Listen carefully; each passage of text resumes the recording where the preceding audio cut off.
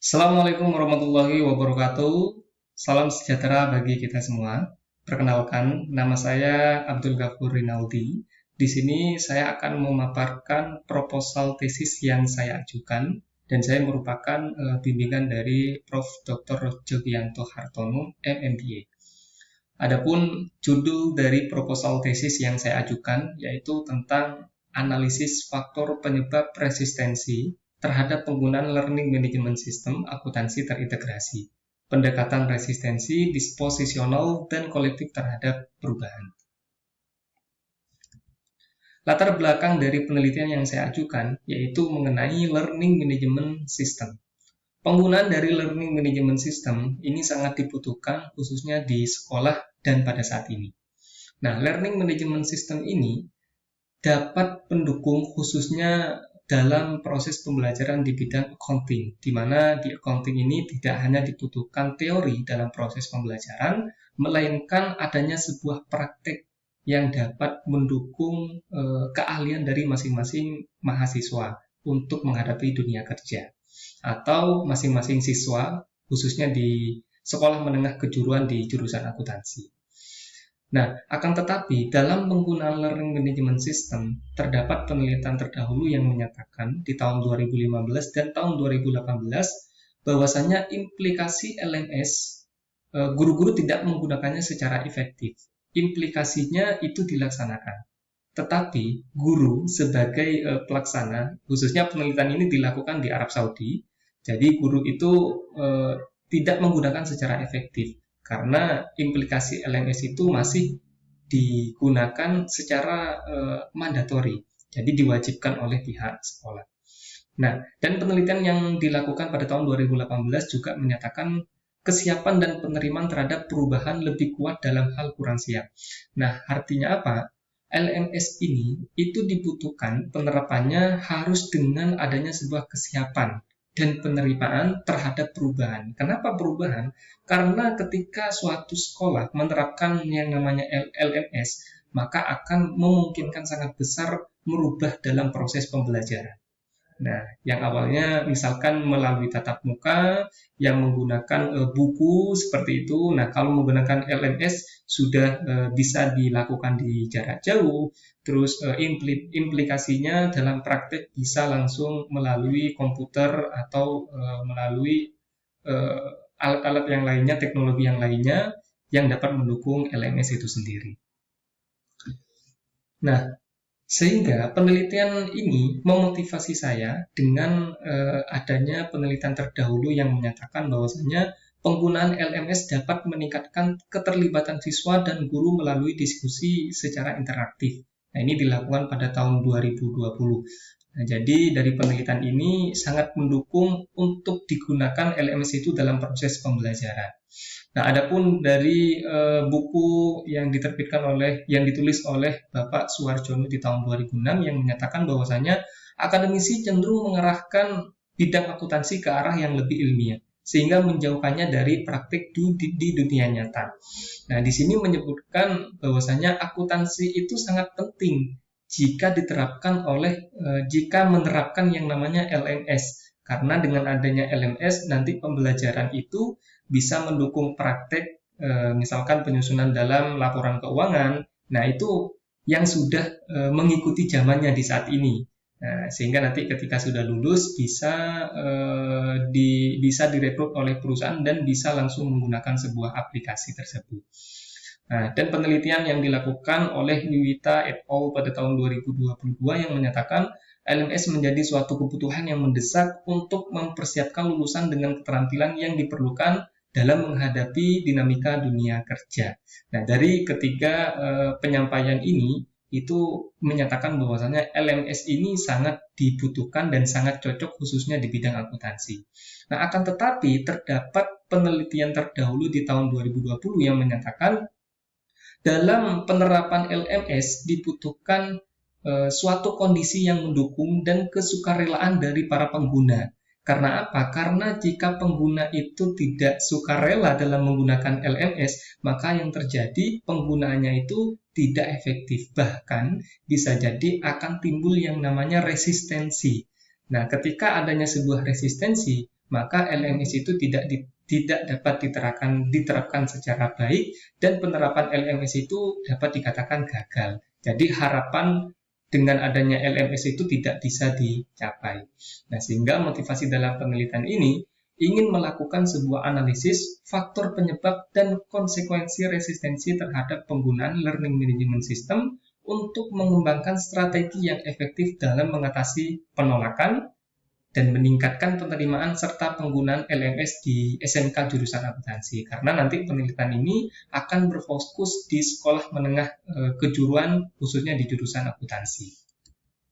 Nah, sehingga terdapat beberapa pertanyaan yang akan saya paparkan, yaitu terdapat 9 poin pertanyaan ini yang nantinya akan saya uji di dalam sebuah hipotesis.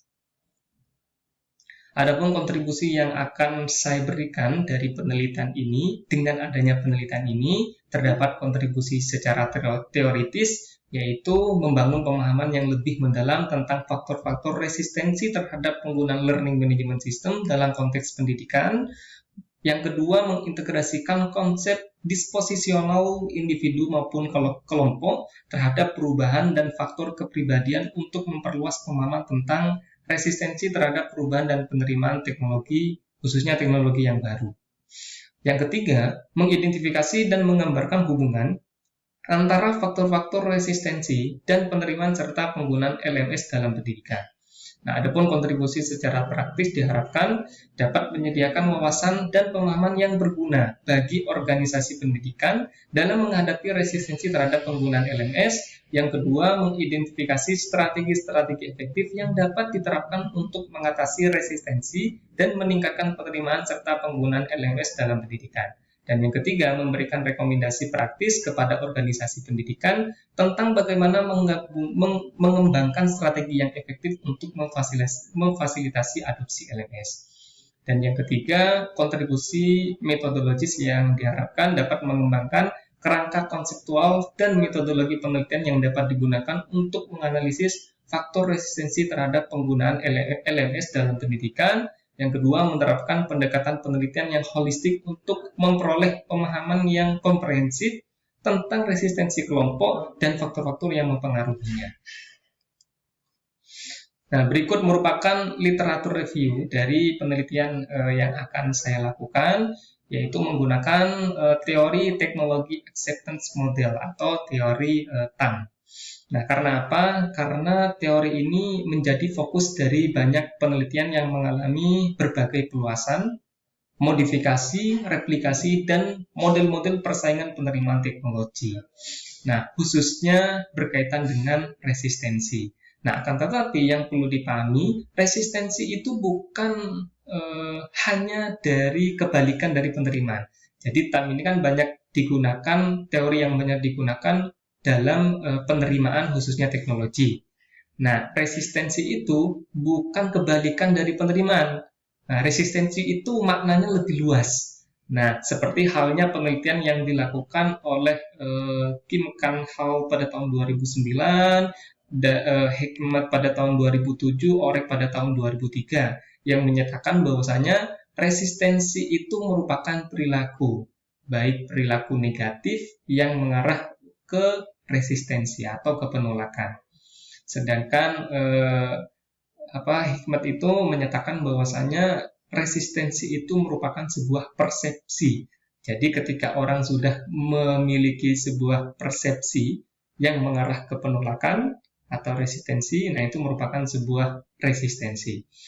Nah, ataupun yang disampaikan Orek pada penelitiannya, resistensi itu merupakan disposisi terhadap perubahan, disposisi yang muncul di dalam diri masing-masing individu. Nah, itu resistensi itu sendiri. Nah, sehingga di sini saya mengambil dari model penelitian terdahulu yang dilakukan pada tahun 2015 yang dilakukan oleh Laumer et al. Nah, di mana Laumer membentuk sebuah kerangka penelitian atau model penelitian baru yang mempertimbangkan routine seeking, emotional reactions, short-term focus, sama cognitive rigidity. Nah, ini merupakan usulan yang disampaikan penelitian terdahulu oleh Orek di tahun 2023. Jadi, penelitian Lomer ini mengembangkan penelitian terdahulu. Nah, faktor-faktor itu yang tetap diambil atau dikembangkan dalam penelitiannya. Nah, di sini saya juga melakukan sebuah pengembangan model penelitian dalam menganalisis resistensi dalam penerimaan LMS, yaitu adanya CRTC, Collective Resistency to Change. Nah, di sini saya itu mempertimbangkan bahwasanya dalam penggunaan LMS, khususnya di dalam suatu sekolah gitu ya, nah, memungkinkan besar resistensi itu tidak hanya diakibatkan oleh masing-masing individu, tetapi adanya faktor kolektif, penolakan secara kolektif yang nantinya akan mempengaruhi individu untuk kecenderungan juga menolak. Misalkan dari mayoritas atau budaya iklim yang ada di sekolah di situ. Nah, sehingga nanti misalkan saya menerima adanya penggunaan LMS, tetapi budaya di iklim tidak menerima. Nah, maka itu memungkinkan besar akan mengakibatkan resistensi secara kolektif. Sehingga framework atau model yang akan saya gunakan dalam penelitian ini menggabungkan antara dua penelitian terdahulu ini yang dilakukan di tahun 2015 dan yang dilakukan di tahun 2022 untuk menguji adanya faktor kolektif dalam resistensi to change. Nah, jadi seperti itu gambarnya, dan ini merupakan pengembangan hipotesis daripada penelitian ini. Terdapat 9 hipotesis yang saya ajukan dan yang akan saya uji. Nah, adapun research methodology yang akan dilakukan untuk mendukung penelitian ini, yaitu dengan desain penelitian secara kuantitatif, dan ini merupakan definisi dari operasional variabel yang akan digunakan dalam penelitian ini. Adapun populasi yang nanti akan dilakukan pengujian terdiri dari seluruh calon pengadopsi SIDIQ Edu, karena aplikasi yang akan saya gunakan sebagai LMS yaitu SIDIQ Edu. Nah, SIDIQ Edu ini dapat dikatakan sebagai LMS yang terkategori baru, dan ini sangat cocok untuk menguji apakah terdapat faktor resistensi dalam penggunaan LMS baru.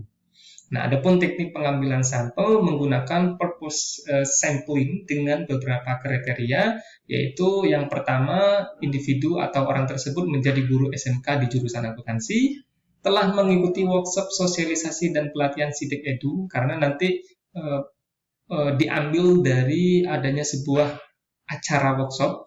Nah, jadi pengimplementasian secara langsung, baru nanti akan kami minta datanya melalui kuesioner. Nah, setelah itu telah mengerjakan penugasan yang diberikan saat acara workshop dengan menggunakan SIDIQ Edu, jadi ada penugasan khusus di situ sehingga implementasi benar-benar dapat tercapai. Nah, teknik pengumpulan data dengan data primer menggunakan kuesioner online yaitu aplikasi survey.com. Adapun teknik analisis data yang nanti akan saya gunakan menggunakan Structural Equation Modeling atau SEM, sedangkan alat analisisnya menggunakan SEM-PLS. Nah, itu merupakan proposal tesis yang akan saya ajukan dalam melakukan penelitian ini.